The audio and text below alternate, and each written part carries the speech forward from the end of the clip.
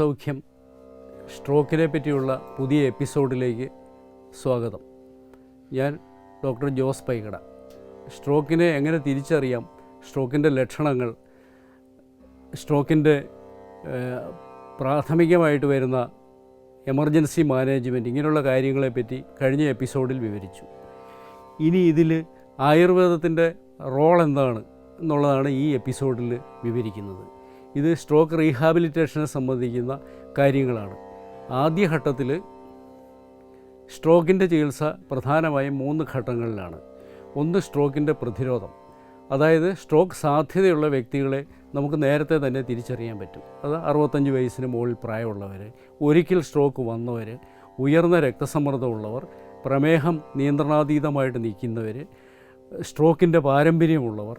അപ്പോൾ ഇങ്ങനെയുള്ള ആളുകളെ നമുക്ക് നേരത്തെ തന്നെ തിരിച്ചറിയാൻ പറ്റും. അപ്പോൾ അങ്ങനെയുള്ളവരിൽ ആ വൈദ്യശാസ്ത്രപരമായിട്ടുള്ള അവരുടെ ടെസ്റ്റിങ്, അവരുടെ വൈദ്യനിർദ്ദേശം തേടൽ എല്ലാം കൃത്യമായ ഇടവേളകളിൽ നടത്തേണ്ടിയിരിക്കുന്നു. ഇതാണ് സ്ട്രോക്കിൻ്റെ പ്രതിരോധത്തിൻ്റെ ഏറ്റവും അടിസ്ഥാനപരമായ കാര്യം. അതിനൊപ്പം തന്നെ മാനസിക സമ്മർദ്ദം കുറയ്ക്കണം, അമിതമായ വണ്ണം ഒഴിവാക്കണം. അപ്പോൾ അങ്ങനെയുള്ള മറ്റു കാര്യങ്ങളും കൂടെ, എക്സർസൈസ് ചെയ്യണം. അപ്പോൾ ഇതെല്ലാം അടിസ്ഥാനപരമായ കാര്യം. ഇതാണ് സ്ട്രോക്ക് പ്രിവെൻറ്റ് ചെയ്യുക. ഏത് വ്യക്തിക്കും 65 വയസ്സ് കഴിഞ്ഞാൽ സ്ട്രോക്ക് സാധ്യത ഏറിയിരിക്കും. ഇനി സ്ട്രോക്കിൻ്റെ രണ്ടാമത്തെ ഘട്ടം എന്താണെന്ന് വെച്ചാൽ, സ്ട്രോക്ക് വന്ന ഒരു വ്യക്തിയാണെങ്കിൽ, സ്ട്രോക്ക് വന്നു കഴിഞ്ഞാൽ ഉടനെ അതിനുവേണ്ടി മെഡിക്കൽ എമർജൻസിയാണ്. സ്ട്രോക്കിൻ്റെ മാനേജ്മെൻറ്റ് ഉടനെ ആധുനിക ചികിത്സാ സൗകര്യമുള്ള, പ്രത്യേകിച്ച് ന്യൂറോ ഫെസിലിറ്റി ഉള്ളത്, CT സ്കാൻ സൗകര്യം, ICU ഉള്ള സൗകര്യപ്രദമായ ആശുപത്രികളിലേക്ക് ആദ്യത്തെ 4-5 മണിക്കൂറിനുള്ളിൽ എത്തിക്കണം. എത്രയും പെട്ടെന്ന് എത്തിക്കുന്നു അത്രയും കൂടുതൽ നല്ലതാണ്. അതാണ് ഗോൾഡൻ അവേഴ്സ്. ഈ അവേഴ്സാണ് രോഗിക്ക് നിർണായകമാകുന്നത്. ആ വ്യക്തിയെ നമുക്ക് പൂർണ്ണമായും അല്ലെങ്കിൽ ഭൂരിപക്ഷം കഴിവുകളോടെ ജീവിതത്തിലേക്ക് തിരിച്ചു കിട്ടണമെങ്കിൽ ഈ മണിക്കൂറുകൾ ഉപയോഗിക്കേണ്ടിയിരിക്കുന്നു. എമർജൻസി മാനേജ്മെൻറ്റിന് ശേഷം ഡിസ്ചാർജ് ചെയ്യപ്പെട്ട രോഗിയെ ഏതാണ്ട് 1 മാസം, അതായത് സ്ട്രോക്ക് വന്നിട്ട് 1 മാസത്തിനും 2 മാസത്തിനും ഉള്ളിലുള്ള സന്ദർഭത്തിൽ, ഈ സമയത്ത് നമുക്ക് കിട്ടിക്കഴിഞ്ഞാലാണ് ഏറ്റവും നല്ല രീതിയിലുള്ള റിസൾട്ട് നമുക്ക് ലഭ്യമാവുക. സ്ട്രോക്ക് 2 രീതിയിൽ വരുമെന്ന് കഴിഞ്ഞ എപ്പിസോഡിൽ പറഞ്ഞു. ഒന്ന്, രക്തക്കട്ടകൾ രൂപം കൊണ്ട് ഇഷ്യമിക് സ്ട്രോക്ക്. മറ്റൊന്ന്, രക്തക്കുഴൽ പൊട്ടി, അതായത് പ്രഷർ നിയന്ത്രണാതീതമായിട്ട് രക്തക്കുഴൽ പൊട്ടിയതിന് ശേഷം വരുന്ന ഹെമറേജിക് സ്ട്രോക്ക്. 2 സ്ട്രോക്ക് ആണെങ്കിലും അതിന് ശേഷമുള്ള റീഹാബിലിറ്റേഷൻ്റെ സ്വഭാവം സമാനമാണ്. കാരണം അവശേഷിക്കുന്ന രോഗിയുടെ വൈകല്യങ്ങൾ ഏതാണെന്ന് തിരിച്ചറിഞ്ഞ് അതിനുള്ള പ്രതിവിധിയാണ് അവിടെ ചെയ്യുന്നത്. അപ്പോൾ ഈ റീഹാബിലിറ്റേഷനെ സംബന്ധിച്ച് പ്രധാന കാര്യമെന്ന് വെച്ചാൽ, ഇത് പല സിസ്റ്റംസ്, പല ഡിസിപ്ലിൻസ് ഒരുമിച്ച് ഏകോപിപ്പിച്ചാണ് ഇത് ചെയ്യുന്നത്. അപ്പോൾ അവിടെ നമുക്ക് ഫിസിയോതെറാപ്പിയുടെ സൗകര്യം വരും, യോഗ വേണം, പ്രാണായാമം വേണം, സൈക്കോ കൗൺസിലിംഗ് വേണം, സ്പീച്ച് തെറാപ്പി വേണം. അപ്പോൾ ഇങ്ങനെയുള്ള പലത് ഏകോപിപ്പിച്ചാണ് ചെയ്യുക. പലപ്പോഴും ഇത് ആയുർവേദ സെൻറ്ററിൽ അഡ്മിറ്റ് ചെയ്തിട്ടാണ് ചെയ്യുക. പ്രത്യേകിച്ചും പഞ്ചകർമ്മമുണ്ട്. പഞ്ചകർമ്മത്തിന് അനുബന്ധ കർമ്മങ്ങൾ, സാധാരണ അത് ഉഴിച്ചിൽ, സ്വേദം, അങ്ങനെയുള്ള പ്രക്രിയകൾക്കുള്ള സൗകര്യമുണ്ട്. വിദഗ്ധ സൗകര്യം ഉള്ള സ്ഥലത്താണ് വേണ്ടത്. അതിനെ തുടർന്നാണ് ഈ ചികിത്സകൾ. അത് ചിലപ്പം 1 മാസം അതിലൊക്കെ കൂടിയ സമയം, അതായത് ഈ രോഗിയുടെ വൈകല്യത്തിൻ്റെ ആഴം മാതിരിയാണ് അതിൻ്റെ സമയം പരിധി തീരുമാനിക്കപ്പെടുന്നത്. ചില പ്രത്യേക സന്ദർഭങ്ങളിൽ 1 മാസം ആകുമ്പോൾ തന്നെ രോഗിക്ക് ചികിത്സ കൊടുക്കാൻ കഴിയണമെന്നില്ല. കാരണം ചിലപ്പോൾ കത്തീറ്ററൈസ്ഡ് ആയിട്ടുള്ള പേഷ്യൻ്റ് ആയിരിക്കും. അത് യൂറിൻ പാസ് ചെയ്യണമെങ്കിൽ ട്യൂബ് ഉണ്ടാവും. അപ്പോൾ അതിനോട് ചേർന്ന് ഈ റീഹാബിലിറ്റേഷൻ്റെ, പ്രത്യേകിച്ച് ആയുർവേദ ചികിത്സകൾ, പഞ്ചകർമ്മം, അനുബന്ധ ചികിത്സകൾ ചെയ്യാനായിട്ട് ബുദ്ധിമുട്ടുണ്ട്. പിന്നെ മറ്റൊന്ന്, ഫീഡിങ് ട്യൂബ് ഉള്ളപ്പോൾ ഈ സമയത്തും നമ്മുടെ ചികിത്സകൾക്ക് ബുദ്ധിമുട്ടുണ്ട്. പിന്നെ മറ്റൊന്ന്, ബെഡ് റിഡനായിട്ടുള്ള 1 മാസം കഴിഞ്ഞിട്ട് രോഗി പൂർണ്ണമായിട്ടും കിടപ്പ് രോഗി എന്നുള്ള അവസ്ഥയിൽ തന്നെ സ്ഥിതി ചെയ്യുകയാണെങ്കിൽ അപ്പോൾ ഇത് ബാക്കി ആയുർവേദത്തിൻ്റെ പ്രക്രിയകൾ ചെയ്യാനുള്ള ബുദ്ധിമുട്ടുണ്ട്. പിന്നെ അബോധാവസ്ഥയിലുള്ളവർ. അപ്പോൾ ഇങ്ങനെയുള്ള അവസ്ഥകൾ വീണ്ടും വെയിറ്റ് ചെയ്യേണ്ടി വരും ആയുർവേദ ചികിത്സയിലേക്ക് കടക്കുന്നതിന് മുമ്പ്. ആയുർവേദ ചികിത്സയുടെ ലക്ഷ്യം എന്താണെന്ന് നോക്കാം. സ്ട്രോക്ക് പേഷ്യൻറ്റിൻ്റെ ബാക്കി വന്ന വൈകല്യങ്ങൾ മാറ്റുവാനുള്ള ശ്രമമാണ് ഇവിടെ ഈ ചികിത്സയിൽ ചെയ്യുന്നത്. ഈ ശരീരത്തിനും മനസ്സിനും ഒരുപോലെ തന്നെ വൈകല്യങ്ങൾ ബാധിച്ചിട്ടുണ്ടാവും രോഗിക്ക്. സ്ട്രോക്കിനെ സംബന്ധിച്ചുള്ള കാര്യങ്ങൾ നമുക്കറിയാം. മസ്തിഷ്കത്തെ, ബ്രെയിനിനെ ബാധിക്കുന്ന രോഗമാണ്. ബ്രെയിനാണ് ശരീരത്തിൻ്റെയും മനസ്സിൻ്റെയും കർമ്മങ്ങളുടെ എല്ലാം കേന്ദ്രം. അപ്പം മസ്തിഷ്കത്തിന് വന്ന ആഘാതമായതുകൊണ്ട് തന്നെ അത് വളരെ ഗൗരവമുള്ള ഒരു രോഗമാണ്. ഇത് പലപ്പോഴും ഒരു ചികിത്സാ സമ്പ്രദായം കൊണ്ട് തന്നെ ഭേദമാക്കാൻ കഴിഞ്ഞെന്ന് വരില്ല. അതുകൊണ്ട് തന്നെ ഇതര ചികിത്സാ സമ്പ്രദായങ്ങളുടെ സഹായത്തോടുകൂടി ഒരു ഏകോപിതമായ ചികിത്സയ്ക്ക് വളരെയധികം സാധ്യതകളുള്ളത്. ഇതിൻ്റെ ചികിത്സയിൽ പ്രധാനമെന്ന് പറഞ്ഞാൽ ബ്രെയിനിലെ നിർജീവമായി തീർന്ന കുറച്ചെങ്കിലും കോശങ്ങളെ പുനരുജ്ജീവിപ്പിക്കാനായിട്ട് സഹായിക്കുക. കാരണം ബ്രെയിനിലെ കോശങ്ങൾ പൂർണ്ണമായിട്ടും മറ്റു കോശങ്ങൾ മാതിരി പുനരുജ്ജീവിക്കുന്ന കോശങ്ങളല്ല. അപ്പോൾ അതുകൊണ്ട് തന്നെയാണ് ഇത് ഒരു മഹാരോഗം, അതല്ലെങ്കിൽ പൂർണ്ണമായിട്ടും ഭേദമാക്കാൻ കഴിയാത്ത ഒരു അവസ്ഥയെന്നുള്ള രീതിയിൽ പറഞ്ഞത്. മറ്റൊന്ന് ഇന്ദ്രിയങ്ങളുടെ പ്രവർത്തനങ്ങളാണ്. പ്രത്യേകിച്ചും കാഴ്ച, കേൾവി, സ്പർശിച്ചറിയാനുള്ള കഴിവ്, ഇങ്ങനെയുള്ള നമ്മുടെ സെൻസറി ഓർഗൻസിൻ്റെ വൈകല്യങ്ങളാണ്. അപ്പോൾ അതും അതിനനുസരിച്ചുള്ള ചികിത്സകൾ ചെയ്യണം. മറ്റൊന്ന് ഈ തരിപ്പ്, മരവിപ്പ് അങ്ങനെയുള്ള കൂടുതലും ശരീരത്തിൻ്റെ മസിലുകളെ, നാഡികളെ ബാധിക്കുന്ന തകരാറുകളാണ്. തരിപ്പ്, മരവിപ്പ്, കഴപ്പ്, ചുട്ടുനീറ്റം ഇതൊക്കെ സർവ്വസാധാരണമായിട്ട് സ്ട്രോക്ക് രോഗികൾക്ക് കാണുന്ന ലക്ഷണങ്ങളാണ്. അപ്പോൾ അതിനനുസരിച്ചുള്ള ചികിത്സകൾ ചെയ്യണം. നാഡികൾക്കും പേശികൾക്കും ഉത്തേജനം കൊടുക്കണം. മസിലുകളുടെ ചലനക്ഷമത തിരികെ കൊണ്ടുവരാനായിട്ട് ശ്രമിക്കണം. കാരണം അത് കൊണ്ടുവന്നില്ലെങ്കിൽ ഈ ശരീരത്തിന് ശോഷണം സംഭവിക്കും. ഏത് ഭാഗത്താണോ സ്ട്രോക്ക് അഫക്റ്റഡ് ആയിട്ടുള്ളത്, ബാധിച്ചിരിക്കുന്ന വശത്തെ പേശികൾ ചുരുങ്ങിപ്പോവുകയും അവിടെ വൈകല്യങ്ങൾ, സന്ധികൾ കൂടി, കോൺട്രാക്ഷൻ എന്ന് പറയും, അവിടെ വിരലുകൾ ചുരുണ്ട് കൂടുക, അങ്ങനെയുള്ള അനന്തരഫലങ്ങൾ കാണും. അപ്പോൾ അതുകൊണ്ടാണ് ഈ 1 മാസം കഴിയുമ്പോൾ തന്നെ, അതായത് ആധുനികമായിട്ടുള്ള ചികിത്സ കഴിഞ്ഞ് ഉടൻ തന്നെ റീഹാബിലിറ്റേഷന് സജ്ജമാക്കണമെന്ന് പറയാനുള്ള കാരണം. സ്ട്രോക്ക് ചികിത്സയുടെ മറ്റൊരു ലക്ഷ്യം എന്താണെന്ന് വെച്ചാൽ രോഗിയെ സ്വന്തം കാര്യം ചെയ്യാനുള്ള, അതായത് ഫങ്ഷണൽ ഡിപ്പെൻഡൻസിലേക്ക് കൊണ്ടുവരിക. സ്വന്തം കാര്യം ചെയ്യാനെന്ന് പറയുമ്പോൾ അതിൽ ഉദ്ദേശിക്കുന്ന രോഗി കിടക്കുന്ന രോഗിയാണെങ്കിൽ കിടക്കുന്ന അവസ്ഥയിൽ നിന്ന് തനിയെ വശം ചെരിഞ്ഞ് കൈകുത്തി എണീറ്റിരിക്കുക. ഇരിക്കാൻ കഴിഞ്ഞ് കഴിഞ്ഞാൽ അടുത്ത സ്റ്റെപ്പ് നടക്കാനുള്ള ശ്രമം നടത്തുക, അല്ലെങ്കിൽ എണീറ്റ് നിൽക്കാനുള്ള ശ്രമം നടത്തുക. അതിനുവേണ്ടി എന്താ, രോഗിയെ തൊട്ടടുത്ത് തന്നെ ബൈസ്റ്റാൻഡർ അല്ലെങ്കിൽ നോട്ടക്കാരൻ നിന്നുകൊണ്ട് മെല്ലെ മെല്ലെ എണീപ്പിക്കാനായിട്ട് ശ്രമിക്കണം. തുടർന്ന് മെല്ലെ നടക്കാൻ, ആദ്യം വാക്കറിൽ നടക്കാനായിട്ട് പരിശീലിപ്പിക്കുക. തുടർന്ന് അതിൻ്റെ വാക്കി സ്റ്റിക്ക് ഉപയോഗിച്ച് നടക്കാനായിട്ട്. ചിലപ്പോൾ 2 ആളുടെ സഹായം തുടക്കത്തിൽ വേണ്ടി വരും. പിന്നെ അത് ഒരാളുടെ സഹായമായിട്ട് കുറയ്ക്കാം. പിന്നെ അത് ഈ പറയുന്ന വാക്കിംഗ് സ്റ്റിക്ക് അല്ലെങ്കിൽ വാക്കർ ഉപയോഗിച്ച് പ്രത്യേകിച്ചും ബൈസ്റ്റാൻഡർ നോക്കി നിന്നാൽ മതിയാവും. അപ്പോൾ അങ്ങനെയുള്ള പെട്ടെന്ന് തന്നെ കൃത്യമായ ചികിത്സ കിട്ടിക്കഴിഞ്ഞാൽ നമുക്ക് പ്രോഗ്രസ് അറിയാനായിട്ട് സാധിക്കും. മറ്റൊന്ന് ആഹാരം കഴിക്കുക എന്നുള്ളതാണ്. വലത്തുവശത്താണ് സ്ട്രോക്കെങ്കിൽ ആഹാരം കഴിക്കാനായിട്ട് ബുദ്ധിമുട്ട് വരും. അപ്പോൾ ആ വിരലുകളുടെ ഏകോപനം, അതിൻ്റെ സങ്കോചം, വികാസമൊക്കെ ബാധിച്ചിരിക്കുകയായിരിക്കും. അപ്പോൾ അങ്ങനെയുള്ളപ്പോൾ ആ കൈക്ക് വേണ്ടിയിട്ടുള്ള, കൈ സുഖപ്പെടാനാണ് ഏറ്റവും ബുദ്ധിമുട്ടെന്നതാണ് അനുഭവത്തിൽ നിന്ന് നമുക്ക് മനസ്സിലായിരിക്കുന്നത്. അപ്പോൾ കൈക്ക് വേണ്ടി പ്രത്യേകമായിട്ടുള്ള ചികിത്സകൾ, എക്സർസൈസ്, ബാക്കിയുള്ള ചികിത്സകൾ നമുക്ക് കൊടുക്കണം. അവിടെയുള്ള ബാക്കി കാര്യങ്ങൾ അത് പറയാം. വസ്ത്രം മാറാൻ, അവനവൻ്റെ ഇട്ടിരിക്കുന്ന വസ്ത്രം മാറാൻ, ഇതെല്ലാം സ്വയം പര്യാപ്തതയുടെ വിവിധ ഭാഗങ്ങളാണ്. സ്വന്തം വസ്ത്രം മാറി പുതിയ വസ്ത്രം ധരിക്കുക, സ്വന്തമായിട്ട് കുളിക്കുക, ടോയ്ലറ്റ് ഉപയോഗിക്കുക, മുടി ചീവുക. അപ്പോൾ ഇങ്ങനെയുള്ള കാര്യങ്ങളിലേക്ക് രോഗിയെ പര്യാപ്തമാക്കണം. ഇത് നഷ്ടപ്പെട്ടു പോയ കഴിവുകൾ തിരിച്ചു വെക്കുക. കാരണം പലതും മറന്നു പോയിട്ടുണ്ട്. അപ്പം വീണ്ടും ആവർത്തന രീതിയോടുകൂടി ഇത് തിരിച്ചു പിടിക്കാനായിട്ട് ശ്രമിക്കേണ്ട. സ്ട്രോക്ക് രോഗിയെ പരിചരിക്കുന്ന വ്യക്തിക്ക് വളരെയധികം ക്ഷമ ആവശ്യമുണ്ട്. കാരണം പലപ്പോഴും ഇമോഷണലായിട്ട് അവർ സ്റ്റേബിൾ ആവണമെന്നില്ല. അതായത് വൈകാരികമായിട്ടുള്ള പെട്ടെന്ന് കരയും, പെട്ടെന്ന് ചിരിക്കും, നിരാശ വരും. അപ്പോൾ അങ്ങനെയുള്ള പല അവസ്ഥകളും വരും. മുന്നേ ഉള്ള വ്യക്തിത്വം പലപ്പോഴും മാറി പുതിയ രീതിയിലുള്ള ഭാവങ്ങളും പ്രകടനങ്ങളും ഉണ്ടാകും. അപ്പോൾ അതിനെ വളരെയധികം ക്ഷമാപൂർവ്വം നോക്കി ആ രോഗിയെ നോർമലാക്കുക എന്നുള്ളതാണ് ഒരു ചികിത്സകൻ അല്ലെങ്കിൽ ചികിത്സിക്കുന്ന ടീമിൻ്റെ ധർമ്മം. പലപ്പോഴും ഇതൊരു ടീം വർക്കായിട്ടാണ് ചെയ്യുക. കാരണം ടീം വർക്കിന് മാത്രമേ ഇവിടെ വിജയിക്കാൻ കഴിയുള്ളൂ. കാരണം നേരത്തെ പറഞ്ഞ പോലെ സ്ട്രോക്ക് റീഹാബിലിറ്റേഷന് വിവിധ ഡിസിപ്ലിൻ്റെ സഹായങ്ങൾ ആവശ്യമുണ്ട്. അപ്പോൾ ഓരോരുത്തരും സംസാരിപ്പിക്കാനായിട്ട് അതിൽ ക്വാളിഫൈഡ് ആയിട്ടുള്ളൊരു സ്പീച്ച് തെറാപ്പി നടത്തുന്നു, കൗൺസിലിംഗ്. അപ്പോൾ അങ്ങനെയുള്ള പല കാര്യങ്ങൾ. ഈ ഓക്കുപ്പേഷണൽ തെറാപ്പി എന്ന് പറയുന്നത് വളരെ പ്രധാനം. ഇപ്പോൾ പറഞ്ഞ കാര്യങ്ങൾ, അതായത് എണീറ്റ് ഇരിക്കാൻ, നിൽക്കാൻ, നടക്കുവാൻ, പിന്നെ മുടി ചീകുവാൻ, വസ്ത്രം ധരിക്കുവാൻ, കുളിക്കുവാൻ, സ്വന്തമായിട്ട് ഭക്ഷണം കഴിക്കുവാൻ, ഇതൊക്കെ പര്യാപ്തമാക്കുന്നതിനാണ് ഓക്കുപ്പേഷണൽ തെറാപ്പിയുടെ പ്രയോജനം. അപ്പോൾ ഇതിന് ഉപരിയായിട്ട് ഈ രോഗിയെ അയാൾ മുമ്പ് ചെയ്തിരുന്ന തൊഴിലിലേക്ക് കൊണ്ടുവരാൻ കഴിയുമോ എന്നുള്ളത് ഒരു ശ്രമം നടത്തേണ്ടതുണ്ട്. ചിലപ്പോൾ പറ്റിയെന്ന് വരില്ല.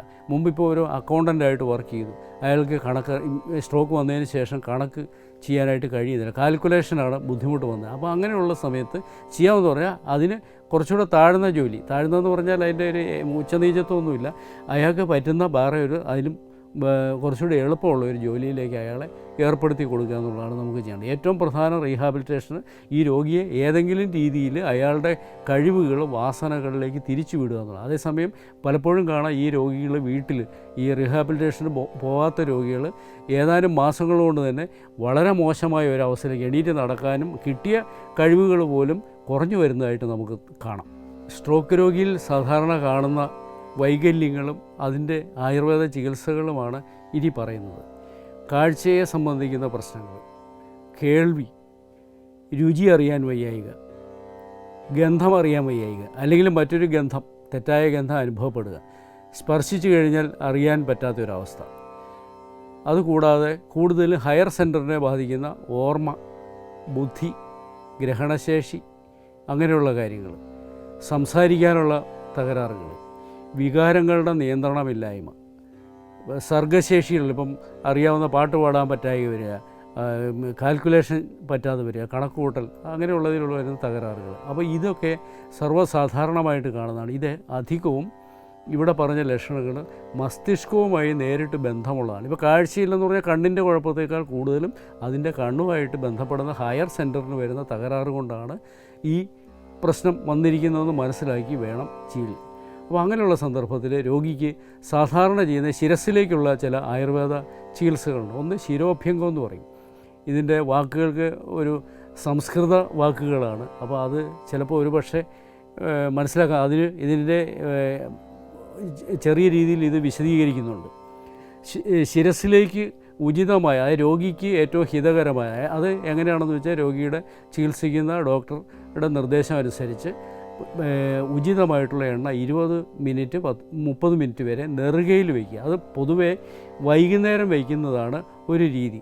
അതായത് പാത്രം ചൂടാക്കി ആ പാത്രത്തിൻ്റെ ചൂട് കൊണ്ട് ആവശ്യമായിട്ടുള്ള എണ്ണ ഒഴിച്ച് ആ എണ്ണയ്ക്ക് ആ ചൂട് പകർന്ന് കിട്ടി അത് നെറുകയിൽ വെച്ച് ഒരു 20 മിനിറ്റ് കഴിഞ്ഞ് 30 മിനിറ്റ് കഴിഞ്ഞ് ഇത് തുടച്ച് കളഞ്ഞ് രാസനാദിപ്പൊടി പോലുള്ള നീർദോഷം വരാതിരിക്കാനായിട്ട് തിരുമാറുണ്ട്. അപ്പോൾ അവിടെ ധാന്വന്തരം മുതലായ തൈലങ്ങൾ, അത് വൈദ്യനിർദ്ദേശമാണ്, രോഗിയുടെ അവസ്ഥ നോക്കിയിട്ടാണ്. എല്ലാവർക്കും എല്ലാ തൈലങ്ങളും യോജിക്കുകയില്ല. മറ്റൊന്ന് ശിരോധാര അല്ലെങ്കിൽ ശിരോവസ്തി, രണ്ടും കൂടെ ചെയ്യാറില്ല. അതൊരു 45 മിനിറ്റ്.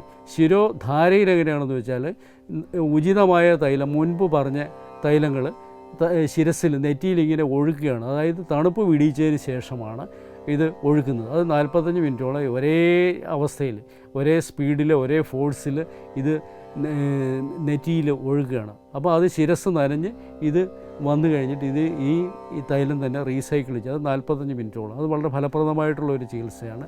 ഇതുപോലെ തന്നെ മസ്തിഷ്ക സംബന്ധമായ വ്യാധികളിൽ. ശിരോവസ്തി ആവട്ടെ, അവിടെ തലയിലൊരു തൊപ്പി മാതിരി ഒരു വസ്തു വെച്ചിട്ട് അതിന് ഉള്ളിൽ ലീക്ക് വരാത്ത രീതിയിൽ ഒട്ടിച്ചു വെച്ച് അതിൽ തണുപ്പ് പിടിയിച്ച, അതായത് നേരിയ ചൂടുണ്ടെന്ന് പറയാം, അങ്ങനെയുള്ള എണ്ണ തലയിൽ നിർത്തുകയാണ്. ഇനി ഈ ദിവസങ്ങളിൽ തല കുളിക്കാനായിട്ട് കഴിയില്ല.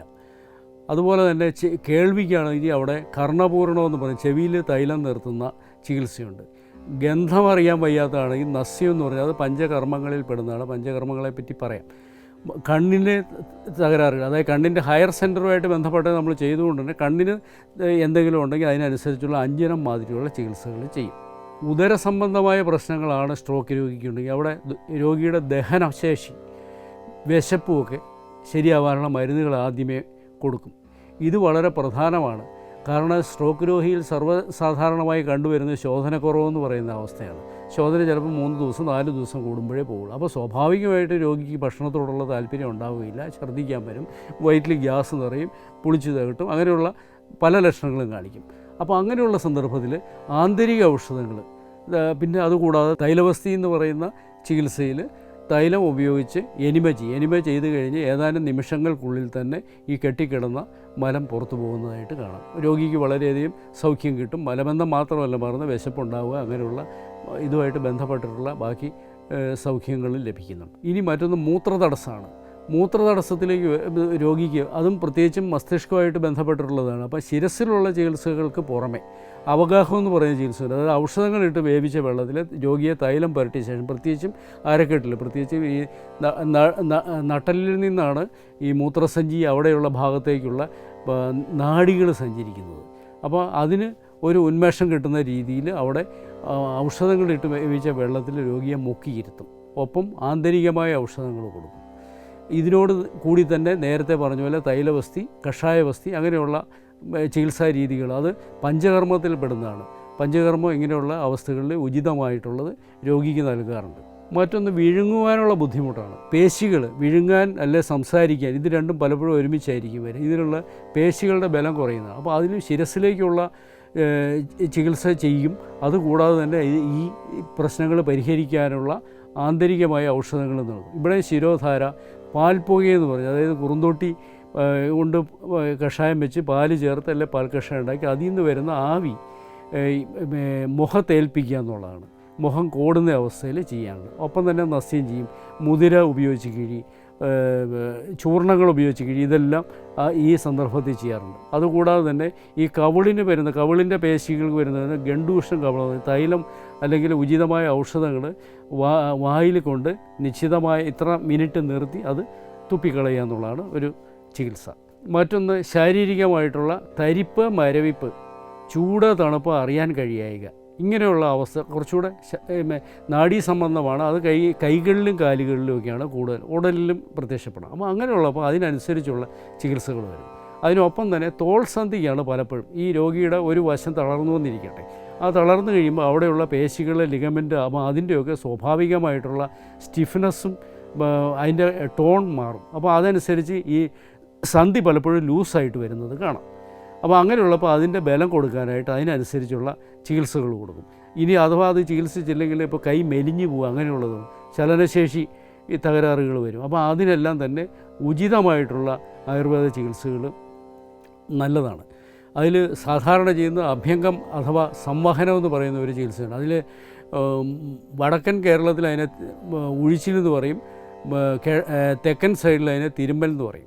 അപ്പോൾ ഈ രണ്ടും ഏതാണ്ട് ഒരേ രീതിയിലുള്ള ചികിത്സകളാണ്. 7 പൊസിഷനിൽ രോഗിയെ ഇരുത്തുന്നു, രോഗിയെ ഇരിക്കാൻ പറ്റുന്ന രോഗിയാണ് ഇരുത്തുന്നു, മലർത്തി കിടക്കുന്നു, വശം ചേരിച്ച് കിടത്തുന്നു, വീണ്ടും ഇരുത്തുന്നു. അപ്പോൾ അങ്ങനെയുള്ള ഈ 7 പൊസിഷനിൽ രോഗിയെ പ്രത്യേക മസിൽ ഗ്രൂപ്പുകൾ മനസ്സിലാക്കി, പ്രത്യേകിച്ചും തളർച്ച ബാധിച്ച മസിൽ ഗ്രൂപ്പുകൾ മനസ്സിലാക്കി അതിന് സ്റ്റിമുലേഷൻ കൊടുക്കാവുന്ന രീതിയിൽ തൈലം പുരട്ടി ശക്തി കുറഞ്ഞൊഴിയും, ശക്തി വേണ്ടതാണെങ്കിൽ അതിനനുസരിച്ച് അതിൻ്റെ പ്രഷർ ഈ വിദഗ്ധരായിട്ടുള്ള ചികിത്സിക്കുന്ന ആൾക്കാർ, അതിൻ്റെ തെറാപ്പിസ്റ്റുകൾ അവരതിനനുസരിച്ചുള്ള പ്രഷർ കൊടുത്തിട്ട് വൈദ്യനിർദ്ദേശം അനുസരിച്ച് ഒഴിയുന്നതാണ് അതിൻ്റെ രീതി. അപ്പോൾ അതിനെ പ്രഷർ ക്രമീകരിക്കണം. അതായത് വളരെ ലൂസായിരിക്കുന്ന സന്ധി അങ്ങനെയുള്ളപ്പോൾ അമിതമായിട്ടുള്ള സമ്മർദ്ദം പാടില്ല. അതെല്ലാം കൃത്യമായിട്ട് വൈദ്യനിർദ്ദേശം അനുസരിച്ച് ചെയ്യണം. ഒപ്പം തന്നെ പേശികളുടെ ബലം, നാഡികൾക്ക് വരുന്ന ഊർജ്ജസ്വലത, ഇതെല്ലാം വളരെ ആവശ്യമാണ്. അപ്പോൾ അതിന് ഉപനാഹസ്വേദം എന്നും പറഞ്ഞൊരു ചികിത്സയുണ്ട്. അതായത് മരുന്നുകൾ തിളപ്പിച്ച് കുറുക്കി അത് പാല്, മോര്, ഔഷധീകരിച്ച കഷായങ്ങൾ അങ്ങനെയുള്ളത് വെച്ച് തിളപ്പിച്ച് കുറുക്കി അതിൻ്റെ അകത്ത് ഉചിതമായിട്ടുള്ള മറ്റ് നെയ്യ്, ചിലപ്പം നെയ്യ് ചേർക്കും, ചിലപ്പം തൈലം ചേർത്ത് കുറുക്കിയെടുത്തിട്ട് അത് ഈ തളർന്ന വശത്ത് വെച്ച് കിട്ടും. കൈയാണെങ്കിൽ കൈക്ക് കഴുത്ത് മുതലുള്ള ഭാഗത്ത് വെച്ച് കിട്ടും. നിശ്ചിത മണിക്കൂർ, 6 മണിക്കൂർ, 8 മണിക്കൂർ, 12 മണിക്കൂർ വരെ രോഗത്തിൻ്റെയും രോഗിയുടെ അവസ്ഥ അനുസരിച്ച് ഇത് ചെയ്യാറുണ്ട്. പിന്നെ പലതരം കിഴികളുണ്ട്. ഇപ്പം നീർക്കെട്ടൊക്കെ ഉണ്ടെങ്കിൽ ഇലക്കിഴി എന്ന് പറയുന്നത് ആളുകൾക്കും അറിയാതെ, ഇലക്കിഴി, ധാന്യങ്ങൾ ഉപയോഗിച്ചുള്ള കിഴി, ചൂർണങ്ങൾ ഉപയോഗിച്ച് ചൂർണ്ണ കിഴി, ഇതൊക്കെ പലതരത്തിലുള്ള അവസ്ഥ അനുസരിച്ച് ചെയ്യും. ഇനി ബലം കൂടുതൽ കിട്ടണമെങ്കിൽ ഞവരക്കിഴി, അതും പലപ്പോഴും മാധ്യമങ്ങളിലൊക്കെ വരുന്നതാണ്. ഞവര എന്ന് പറയുന്ന അരി വേവിച്ച്, ഔഷധ ഗുണമുള്ള അരിയാണ്, അത് കുറുന്തോട്ടി കഷായത്തിൽ വേവിച്ച് പാലും കൂടെ ചേർത്ത് അത് തിളപ്പിച്ച് കുറുക്കി അത് വെച്ചിട്ടാണ് ഞവരക്കിഴി ചെയ്യുക. അതിൽ തന്നെ കൂടുതൽ ബലം ആവശ്യമാവണമെന്ന് വെച്ച് കഴിഞ്ഞാൽ, കൂടുതൽ മസിൽ ബലം കിട്ടണമെങ്കിൽ അവിടെ ആട്ടിൻ മാംസം ചേർത്ത് കുറുക്കിയെടുക്കുന്ന, മാംസരസം ചേർത്തെടുക്കുന്ന കിഴികളുണ്ട്. പിഴിച്ചിലെന്ന് പറയുന്ന മറ്റൊരു, അത് തൈലം കൊണ്ട് ധാര ചെയ്യാണ്, ശരീരം ആസകലം ധാര ചെയ്യാണ്. പ്രത്യേകിച്ച് നമ്മൾ തളർന്ന വശത്തിനെ ഉദ്ദേശിച്ചാണ്, പക്ഷേ 2 വശത്തും ചെയ്യും. ഇത് ഏതാണ്ട് എല്ലാം തന്നെ 45 മിനിറ്റ് മുതൽ 1 മണിക്കൂർ വരെയുള്ള സമയത്താണ് കിഴികൾ, ഞവരക്കിഴി, പിഴിച്ചിൽ, ഇപ്പോൾ ഇങ്ങനെയുള്ള ചികിത്സകൾ ചെയ്യുന്നത്. ആന്തരിക ഔഷധങ്ങൾ വളരെ പ്രധാനമാണ്. ഇവിടെ ആന്തരിക ഔഷധങ്ങൾ കൊടുക്കുമ്പോൾ അത് ശരീരത്തിനും മനസ്സിനും, ഇപ്പം മനസ്സിൻ്റേതായിട്ടുള്ള വ്യാധികളാണ് കൂടുതൽ, അവിടെ ദേഷ്യം വരുന്നു, സങ്കടം വരുന്നു, നിരാശ, അപ്പോൾ അതിനനുസരിച്ചുള്ള കാര്യങ്ങൾ കൊടുക്കുന്നു. ശാരീരികമാണെങ്കിൽ ഇപ്പോൾ പറഞ്ഞ ആ ക്രിയാക്രമങ്ങളിലേക്ക് കടക്കുന്നു. ബാഹ്യപ്രയോഗങ്ങൾ, പഞ്ചകർമ്മം, അത് രണ്ടും പ്രധാനമാണ്. പഞ്ചകർമ്മം എന്ന് പറഞ്ഞാൽ ആയുർവേദത്തിൽ വളരെ വിഖ്യാതമായിട്ടുള്ള 5 ചികിത്സകളാണ്. അത് കഷായവസ്തി, തൈലവസ്തി, വമനം, വിരേചനം, നസ്യം. ഇപ്പോൾ ഇങ്ങനെയുള്ള പല ശരീരത്തിൻ്റെ പല അനാട്ടമിക്കലായിട്ടുള്ള സ്ഥലങ്ങളിലൂടെയാണ് ഇത് ചെയ്തു വരുന്നത്. എല്ലാ ചികിത്സകളും ഒരാൾക്ക് ചെയ്യണോ എന്നൊരു സംശയം പലപ്പോഴും വരാറുണ്ട്. അങ്ങനെയല്ല. ഇത് രോഗിയുടെ ഏത് അവയവത്തിനാണ് അല്ലെങ്കിൽ ഏത് പ്രദേശത്തിനാണ് ദൗർബല്യം സംഭവിച്ചത്, ബലക്കുറവ് സംഭവിച്ചതെന്ന് മനസ്സിലാക്കി അതിനനുസരിച്ചുള്ള ചികിത്സകളാണ്. എല്ലാ രോഗികൾക്കും 5 കർമ്മങ്ങൾ പ്രത്യേകിച്ചും അല്ലെങ്കിൽ എല്ലാ ഒഴിച്ചിലും പിഴിച്ചിലും ഒന്നും ആവശ്യമില്ല. അതെല്ലാം നോക്കി രോഗിക്ക് അനുസരിച്ചാണ് ഇത് ഡിസൈൻ ചെയ്യുന്നത്. മറ്റൊരു സംശയം ചികിത്സകൾ എല്ലാ വർഷവും ചെയ്യണമെന്നുള്ളതാണ്. അത് പൊതുവേ ആയുർവേദ ചികിത്സയെ സംബന്ധിക്കുന്ന ഒരു ധാരണയുണ്ട്. അതായത് ഇത് ഒരിക്കൽ ചെയ്താൽ എല്ലാ പ്രാവശ്യം ചെയ്യണം. പക്ഷേ അതെങ്ങനെയാണെന്ന് വെച്ചാൽ ഈ സ്ട്രോക്ക് മാതിരിയുള്ള മഹാരോഗങ്ങൾ വന്നു കഴിഞ്ഞാൽ, ചില പ്രത്യേക രോഗങ്ങൾ, ആമവാദം, അങ്ങനെയുള്ള സെലക്റ്റഡ് ആയിട്ടുള്ള രോഗത്തിന്, അതായത് ഒരു പ്രാവശ്യം കൊണ്ട് ചെയ്തു കഴിഞ്ഞാൽ അല്ല തീർത്തും മാറ്റാൻ കഴിയാത്ത രോഗങ്ങൾ, ആയുഷ്കാലം മുഴുവൻ നീണ്ടു നിൽക്കുന്ന ചില രോഗങ്ങൾ. അപ്പോൾ അങ്ങനെയുള്ളതിന് ഈ രോഗിക്ക് സൗഖ്യം കൊടുക്കാനായിട്ട് വർഷത്തിൽ ഒരിക്കൽ ചികിത്സ ചെയ്യുന്ന പതിവുണ്ട്. അതുകൂടാതെ എല്ലാ രോഗിക്കും എല്ലാ വർഷവും ചെയ്യണമെന്ന് യാതൊരു വിധത്തിലുള്ള നിർബന്ധങ്ങളും ഇല്ല. ഇപ്പോൾ ഒരു നടുവേദന വന്ന് പൂർണ്ണമായിട്ട് സൗഖ്യമായി, അതിന് ചെയ്യണമെന്ന് നിർബന്ധമില്ല. ചിലപ്പോൾ ആന്തരികമായിട്ടുള്ള ഔഷധങ്ങൾ എന്തെങ്കിലും ആ സമയമാകുമ്പോൾ നമുക്ക് കഴിക്കണമെങ്കിൽ കഴിക്കാം, അത്രയേ ഉള്ളൂ.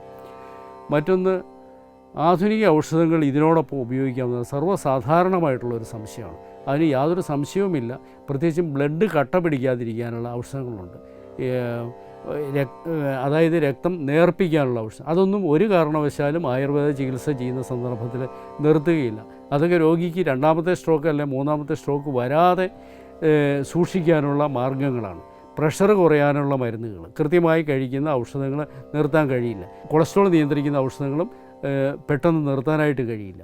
അതെല്ലാം പലപ്പോഴും ഇത് ചെയ്യുന്നതിനോടൊപ്പം ഈ റീഹാബിലിറ്റേഷൻ ചെയ്യുന്ന രോഗിയെ ന്യൂറോളജിസ്റ്റോ ഫിസിഷ്യനോ ആണ് ചെയ്യുന്നതുകൊണ്ട് അവർ കൃത്യമായ ഇടവേളകൾ അവരുടെ അടുത്തേക്ക് തന്നെ നമ്മൾ പറഞ്ഞു വിടാറുമുണ്ട്.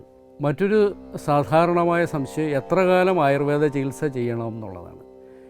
അതിൻ്റെ ഉത്തരം കൃത്യമായിട്ട് പറയാൻ കഴിയില്ല. ഈ രോഗിയുടെ വൈകല്യങ്ങൾ, എത്രത്തോളം വൈകല്യങ്ങൾ ശരീരത്തിനും മനസ്സിനും ബാധിച്ചുവോ എന്നുള്ളത് മനസ്സിലാക്കി അതിനനുസരിച്ച് ഉള്ള ഒരു ഡിസൈൻ ചെയ്യപ്പെട്ട ചികിത്സയാണ് ചെയ്യുന്നത്. അപ്പോൾ അത് വളരെ വൈകല്യം കൂടുതലുണ്ടെങ്കിൽ ചിലപ്പോൾ കൂടുതൽ സമയം വേണ്ടി വരും. അതല്ലെന്ന് വെച്ചാൽ കുറഞ്ഞ സമയം കൊണ്ട് നല്ല മെച്ചം കിട്ടിക്കഴിയുമ്പോഴേക്കും രോഗിയെ ഡിസ്ചാർജ് ചെയ്യും. ബാക്കിയുള്ള അവശേഷിക്കുന്നതിനെ നിശ്ചിതമായ കാലയളവിൽ, ചിലപ്പോൾ 6 മാസം കൂടുമ്പോൾ അല്ലെങ്കിൽ 1 വർഷം കഴിഞ്ഞ് ചെയ്യാനായിട്ട് പറയും. ഇടവേളകൾ, കൃത്യമായ ഇടവേളകളിൽ രോഗിയെ ചികിത്സകൻ കാണുകയും വേണം. അപ്പോൾ അതിനുള്ള സൗകര്യവും ചെയ്തു കൊടുക്കാറുണ്ട്. ഇനി സ്ട്രോക്ക് തടയുവാനുള്ള, പ്രത്യേകിച്ച് ആയുർവേദ ശാസ്ത്രവുമായിട്ട് ബന്ധപ്പെട്ട് തടയുവാനുള്ള ചില മാർഗ്ഗങ്ങളാണ് പറയാനുള്ളത്. ഏറ്റവും പ്രധാനം ഹിതകരമായിട്ടുള്ള ആഹാരം കഴിക്കുക എന്നുള്ളതാണ്. ആയുർവേദത്തിൽ അതിന് കൃത്യമായിട്ടുള്ള പഥ്യാഹാരങ്ങൾ നിർദ്ദേശിക്കുന്നുണ്ട്. ധാന്യങ്ങൾ, പയറുവർഗ്ഗങ്ങൾ, പാൽ വിഭവങ്ങൾ, അപ്പോൾ ഇതെല്ലാം അടങ്ങിയിട്ടുള്ള പച്ചക്കറികൾ, പഴങ്ങളെല്ലാം അടങ്ങിയിട്ടുള്ള മാർഗ്ഗങ്ങളുണ്ട്. അപ്പോൾ ഇത് നമ്മുടെ ശരീരത്തിന് അമിതവണ്ണം ഉണ്ടാവാതെ, പ്രമേഹം ബാധിക്കാതെ, കൊളസ്ട്രോൾ കൂടാതെ, കൃത്യമായ വ്യായാമത്തോടുകൂടി ജീവിതശൈലി ക്രമീകരിച്ച് നമുക്ക് രോഗമില്ലാതെ ദീർഘായുസ് പ്രാപിക്കാനായിട്ട് കഴിയും. കാലാകാലങ്ങളിൽ, പ്രത്യേകിച്ചും വാർദ്ധക്യമായിട്ട് ബന്ധപ്പെട്ടാണ് സ്ട്രോക്ക് വരുന്നത് പറഞ്ഞു. അപ്പോൾ വാർദ്ധക്യത്തിൽ വരുന്ന വൈകല്യങ്ങൾ, ബുദ്ധിമുട്ടുകൾ, സ്വാഭാവികമായിട്ട് വരുന്ന കാര്യങ്ങൾ, നടക്കാനുള്ള വിഷമം, കാലിൻ്റെ മുട്ടിന് വേദന, കൈ ഉയർത്താൻ കഴിയും, അങ്ങനെയുള്ള രോഗങ്ങൾക്കൊക്കെ സമയത്തിനനുസരിച്ച് കൃത്യമായിട്ട് വർഷത്തിലൊരിക്കലോ 2 പ്രാവശ്യമോ ചെറിയ രീതിയിലാണെങ്കിൽ ചികിത്സിക്കുക. വളരെ കൂടിയ ലക്ഷണങ്ങളുണ്ട്, അതിനനുസരിച്ചുള്ള ചികിത്സകൾ വൈദ്യനിർദ്ദേശപ്രകാരം ചെയ്യുക. ഇതൊക്കെയാണ് സ്ട്രോക്ക് നിയന്ത്രിക്കാനുള്ള കാര്യങ്ങൾ. ജീവിതശൈലി ക്രമീകരിക്കുക. പിന്നെ ചില ഔഷധങ്ങളായിട്ടും ആഹാരങ്ങളായിട്ടും ഉപയോഗിക്കുന്ന ചില ദ്രവ്യങ്ങളുണ്ട്. അതിലേറ്റവും പ്രധാനം വെളുത്തുള്ളിയാണ്. വെളുത്തുള്ളി ആഹാരത്തിൽ കൂടുതലായിട്ട് ഉപയോഗിച്ച് കഴിഞ്ഞാൽ കൊളസ്ട്രോൾ തടയാനും ചെറിയ രീതിയിലുള്ള പ്രഷർ തടയാനുമൊക്കെ കഴിയും. അതായത് ഈ രോഗം വരാതിരിക്കാൻ, പ്രഷർ, കൊളസ്ട്രോൾ, അമിതവണ്ണം ഇങ്ങനെയുള്ള അവസ്ഥകൾ ബാധിക്കാതിരിക്കാൻ വെളുത്തുള്ളി നന്നായിട്ട് ഉപയോഗിക്കുക, നന്നായിട്ട് എക്സർസൈസ് ചെയ്യുക. എക്സർസൈസിന് പകരമാവുന്നില്ല ഇതൊന്നും. സ്ട്രോക്ക് രോഗിക്ക് പഞ്ചകർമ്മ ചികിത്സയും അനുബന്ധ ചികിത്സകളും നിർബന്ധമാണ്. റീഹാബിലിറ്റേഷൻ്റെ പ്രധാന ഭാഗമാണത്. ആയുർവേദ ചികിത്സ ചെയ്യുന്നതിനോടൊപ്പം പഥ്യം വളരെ പ്രധാനമാണ്. അല്ലെങ്കിൽ അതിന് വേണ്ടത്ര ഫലം ലഭിക്കുകയില്ല. ഈ ചെയ്യുന്ന സമയത്തും അത് കഴിഞ്ഞ് ഏതാനും ചില ദിവസങ്ങളും കൂടി രോഗിക്ക് പഥ്യമായിട്ടുള്ള വിഹാരം എന്ന് പറഞ്ഞാൽ ലൈഫ് സ്റ്റൈൽ എന്ന് ചുരുക്കി പറയാം, ഈ അവസ്ഥയിൽ സ്ഥിതി ചെയ്യേണ്ടി വരും. മിതമായ ആഹാരം കഴിക്കുക. ചെറു ചൂടുള്ള ഭക്ഷണം, തണുത്തൊന്നും കഴിക്കാനായിട്ട് സമ്മതിക്കാറില്ല. കഫം വർദ്ധിപ്പിക്കുന്ന ആഹാരപാനീയങ്ങൾ ഒഴിവാക്കുക. ഇപ്പോൾ തണുപ്പുള്ള തൈര്, മോര്, തണുപ്പുള്ള പാനീയങ്ങളൊന്നും തന്നെ പാടില്ല.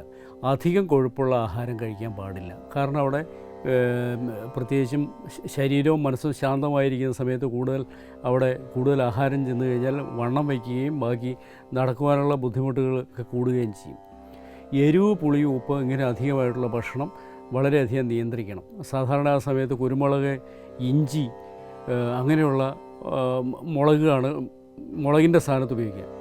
സാധാരണ ചികിത്സയുടെ സമയത്ത് എരിവിന് വറ്റൽമുളകിന് പകരം ഇഞ്ചി, കുരുമുളകൊക്കെയാണ് കൂടുതലായിട്ട് ഉപയോഗിക്കുക. ഭക്ഷണം കഴിച്ച ഉടനെ ഈ ചെയ്യുന്ന ചികിത്സകൾ ചെയ്യാറില്ല. ഒരു 3 മണിക്കൂർ അപ്പുറം ഇപ്പുറം നമ്മൾ ആ സമയം നോക്കിയേ ചെയ്യാറുള്ളൂ. രാത്രി ആഹാരം നേരത്തെ കഴിച്ച് ദഹിച്ചതിന് ശേഷമാണ് ഉറങ്ങേണ്ടത്. കഴിച്ചിട്ട് ഉടനെ കിടന്നുറങ്ങുന്നത് വളരെ തെറ്റാണ്. ആയുർവേദത്തിൻ്റെ തത്വം അനുസരിച്ച് കഴിച്ച് ദഹിച്ചതിന് ശേഷം ഏതാണ്ട് സന്ധ്യാസമയത്തിന് ഉള്ളിൽ തന്നെ കഴിക്കുക. അത് കഴിഞ്ഞൊരു 3 മണിക്കൂറെങ്കിലും കഴിഞ്ഞ് ഉറങ്ങുക. തണുത്ത വെള്ളം കുടിക്കരുതെന്ന് മാത്രമല്ല, തണുത്ത വെള്ളം മറ്റു കാര്യങ്ങൾക്കും കഴിയുന്നത്ര ഒഴിവാക്കുക. പ്രത്യേകിച്ചും ശരീരം വിയർപ്പിക്കുന്ന കിഴി, സ്റ്റീം ബാത്ത് തുടങ്ങിയ ചികിത്സകൾ ചെയ്യുമ്പോൾ കൂടുതൽ വെള്ളം കുടിക്കണം. അതും തിളപ്പിച്ചാറിയുള്ള ഔഷധങ്ങളായിട്ട് സംസ്കരിച്ച വെള്ളമൊക്കെയാണ് കൊടുക്കാറുള്ളത്. കുത്തരി, പൊടിയരി, ഗോതമ്പ്, യവം, ഞവരയരി, റാഗി, ഓട്സ് തുടങ്ങിയ തവിടുള്ള ധാന്യങ്ങൾ പ്രത്യേകിച്ച് ഔഷധ ഗുണമുള്ള ധാന്യങ്ങളാണ്. പിന്നെ ചെറുപയർ, കാച്ചിയ മോര്, നേന്ത്രക്കായ, ചേന, കൈപ്പയ്ക്ക, പടവലങ്ങ, മുരിങ്ങക്കായ, അച്ചിങ്ങാപ്പയർ. അപ്പോൾ ഇങ്ങനെയുള്ള നാടൻ പച്ചക്കറികളും ധാന്യങ്ങളും ഉപയോഗിച്ചാണ് നമ്മൾ ഈ രോഗിക്ക് ഭക്ഷണമായിട്ട് നൽകുന്നത്. കടല, പരിപ്പ്, ചക്ക, മാങ്ങ, മരച്ചീനി, ചേമ്പ്, മത്തങ്ങ, ഉരുളക്കിഴങ്ങ്, മത്സ്യം എന്നിവ കഴിയുന്നത്ര ഒഴിവാക്കണം. മഞ്ഞ്, കാറ്റ്, വെയിൽ, പുക, പൊടിയൊന്നും ഏൽക്കുന്നതല്ല. ആവശ്യമില്ലാത്ത യാത്രകളൊക്കെ കഴിയുന്നത്ര ഒഴിവാക്കണം. പകലുറങ്ങരുത്, രാത്രി ഉറക്കളയ്ക്കരുത്. ഈ ആധുനിക കാലത്താകുമ്പോൾ AC അങ്ങനെയുള്ളത് കൂടുതൽ അമിതമായ തണുപ്പിൽ ഉപയോഗിക്കരുത്. ആന്തരിക ഔഷധങ്ങൾ കഴിക്കുമ്പോൾ വൈദ്യനിർദ്ദേശം പ്രത്യേകമായിട്ട് അനുസരിക്കണം. ഇത്രയും കാര്യങ്ങളാണ് പഞ്ചകർമ്മ അനുബന്ധ ചികിത്സകളോടൊപ്പം രോഗി പാലിക്കേണ്ട ചിട്ടകൾ. ഈ എപ്പിസോഡ് ഇവിടെ തീരുന്നതിനോടൊപ്പം ഒരു കാര്യം കൂടെ ഓർമ്മപ്പെടുത്താൻ ആഗ്രഹിക്കുന്നു. സ്ട്രോക്ക് രോഗികൾ ആദ്യ ഘട്ടത്തിലെ ആധുനിക ചികിത്സ കഴിഞ്ഞ് റീഹാബിലിറ്റേഷൻ സമയത്ത് ആയുർവേദ സേവനങ്ങൾക്കായി നല്ല ക്വാളിറ്റിയുള്ള സ്ഥാപനങ്ങളെ തന്നെ ബന്ധപ്പെടേണ്ടിയിരിക്കുന്നു. കാരണം ചിട്ടയോടുകൂടി പഞ്ചകർമ്മ ചികിത്സകളും അനുബന്ധ ചികിത്സകളും പഥ്യങ്ങളും അപഥ്യങ്ങളും എല്ലാം നോക്കി ചെയ്യുന്ന സ്ഥാപനങ്ങളെയാണ് സമീപിക്കേണ്ടത്. അത്തരം ധാരാളം സ്ഥാപനങ്ങൾ നമ്മുടെ ചുറ്റും ഉണ്ട്. സ്ട്രോക്ക് എന്ന മഹാരോഗത്തിൻ്റെ ബുദ്ധിമുട്ടുകൾ ഈ 2 എപ്പിസോഡുകളിലായിട്ട് വിവരിച്ചിട്ടുണ്ട്. ആർക്കും സ്ട്രോക്ക് വരാതിരിക്കട്ടെ എന്നുള്ളതാണ് നമ്മുടെ ഏവരുടെയും ചിന്ത. കാരണം ഇത് വന്നു കഴിഞ്ഞാൽ വ്യക്തിക്കും കുടുംബത്തിനും സമൂഹത്തിനും വരുന്ന ആഘാതം ചെറുതല്ല. അതുകൊണ്ട് തന്നെ ജീവിതശൈലി പരിഷ്കരിച്ചുകൊണ്ട് പ്രത്യേകിച്ചും ആയുർവേദവുമായി ബന്ധപ്പെട്ടിട്ടുള്ള ജീവിതചര്യകൾ പാലിച്ചുകൊണ്ട് ജീവിതശൈലി രോഗങ്ങൾ വരാതെ നിയന്ത്രിച്ചു കഴിഞ്ഞാൽ സ്ട്രോക്കിനെ നമുക്ക് വളരെ എളുപ്പത്തിൽ ഒഴിവാക്കാൻ കഴിയും. സ്ട്രോക്ക് നിയന്ത്രിക്കാൻ വളരെ എളുപ്പമാണ്, പക്ഷേ സ്ട്രോക്ക് വന്നു കഴിഞ്ഞാൽ ഭേദപ്പെടാൻ വളരെ ബുദ്ധിമുട്ടുമാണ്. അപ്പോൾ അതുകൊണ്ട് തന്നെ ജീവിതശൈലി ക്രമീകരിച്ച് ആർക്കും സ്ട്രോക്ക് വരാതെ നമ്മുടെ കുടുംബത്തിലെ ആരോഗ്യം സംരക്ഷിച്ചുകൊണ്ട് നമുക്ക് മുന്നോട്ട് പോകാം. എല്ലാവർക്കും നന്മകൾ നേരുന്നു. ലോകസമസ്ത സുഖിനോ ഭവന്തു. ആയുർ സൗഖ്യത്തിൽ വരുന്ന വിഷയങ്ങളുമായി ബന്ധപ്പെട്ട സംശയങ്ങൾക്കും അഭിപ്രായങ്ങൾക്കുമായി ബന്ധപ്പെടുക 9188303000.